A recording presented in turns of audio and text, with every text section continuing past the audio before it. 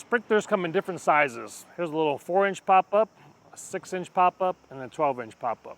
They all have their uses. But what happens when you put a 12-inch pop-up in a landscape planting and it covers the plants real nice, and then 2 years later, your plants are 3 and 4 feet tall, and when this pops up, it just hits the back of the plant and the water doesn't go anywhere. We have a solution for that. So out with the old stuff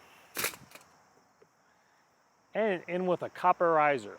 So this is a unique solution. We can take out the old sprinkler head, plumb in this copper riser, and we can make these any height you would like.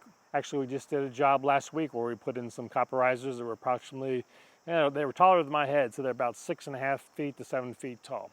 So you buy this copper pipe in 10-foot lengths, we cut it down, put the right fittings on it, and we can use, with this plastic fitting on top, we can put in MP rotators or a spray nozzle, so we can cover a wide range of beds and landscaping with type of setup.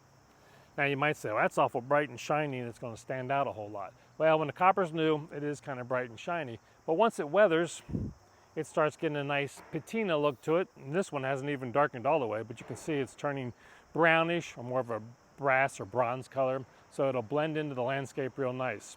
If you're out there with your head shears and you hit the side of the pipe with your head shears, no worries. You're not going to cut through these pipes unless you've got a super duper strong pair of head shears.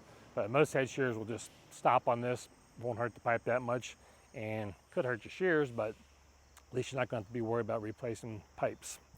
Other thing we've seen too is some of these other pop-ups where they put the plastic extenders on them. Deer especially will knock those off, so then you have fountains out there instead of sprayers, or if you got a big dog or kids, all those kind of things, it can be troublesome.